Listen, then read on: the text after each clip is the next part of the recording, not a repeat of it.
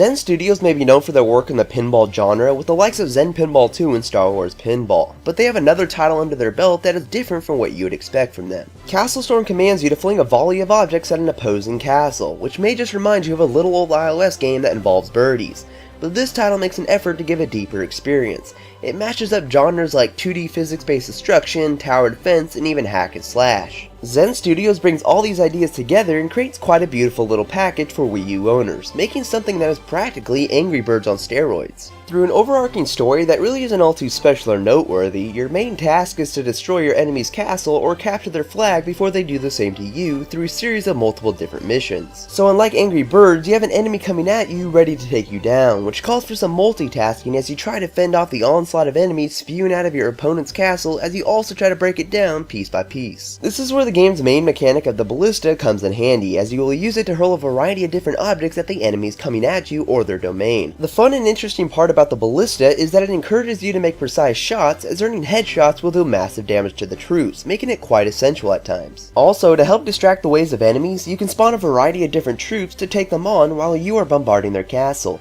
Your troops can also be used as another means of winning, as they can walk on into the enemy's territory and steal their flag and take it back to your side. And as another means of destruction, you'll come to have different spells at your disposal, from calling down terrifying lightning or even summoning a death-dealing hero, which you then can commandeer in a hack and slash fashion. Via the heroes, you'll be able to get up close and personal with the enemies, which is pretty fun in its own right, but they just felt like too much of a hassle to use, as you are locked in using them for 30 seconds, blocking you out from using your ballista, and the camera zooms in really close, making it harder to see your surroundings and the approaching enemies. And destroying mounds of enemy troops or completing missions will award you with gold, which you then can use to upgrade pretty much everything you have, from your troops, spells, and even the castle itself, to make them that much stronger and deadlier. You can even customize your castle to your own liking via the castle editor, but the game does give you over a dozen pre-designed castles that usually provide exactly what you need, making the editor kind of obsolete. If you do wish to build your own castle though, it does work fairly well, even though it is kind of hard to distinguish between the different rooms in the castle, but it just saves that much time going with the default kingdoms. Now, since it is a tower defense game, it will get fairly repetitive as you move on from one mission to the other. Most of the time your objective is to destroy the opposing castle, or as another means, capture their flag with a continuous increase in your opponent's strength. But Zen Studios does try to curb the monotony through various extra criteria, such as restricting you from using troops, only allowing you to use a hero and other elements, but mostly it still feels more or less the same. And the visuals, on the other hand, do have a fairly cartoony art style that looks pretty good overall, mixed in with the detailed landscapes. And since you will mostly be playing from a zoomed out perspective to get a better view of the layout of the map, it's important that you can clearly distinguish each individual troop scampering across the battlefield, and CastleStorm does actually accomplish that. The character models do have a bolder tone to them that allows the troops to not camouflage too badly against the backgrounds. And CastleStorm does have a lot of life to it, as there's still a ton to do once you complete both single player campaigns. You can easily go back to previously played levels and try to 5-star each and every one of them.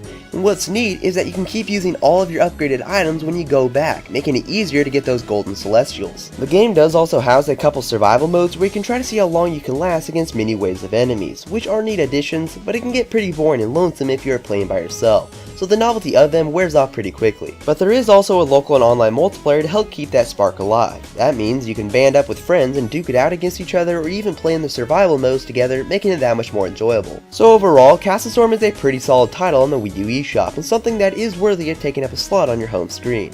It brings together multiple game genres, carving out for itself a unique identity. Sure, the game will get fairly repetitive at times with its tower defense-like setup and the additional survival modes being slightly boring when playing all by your lonesome, but it still manages, for the most part, to keep things relatively fun.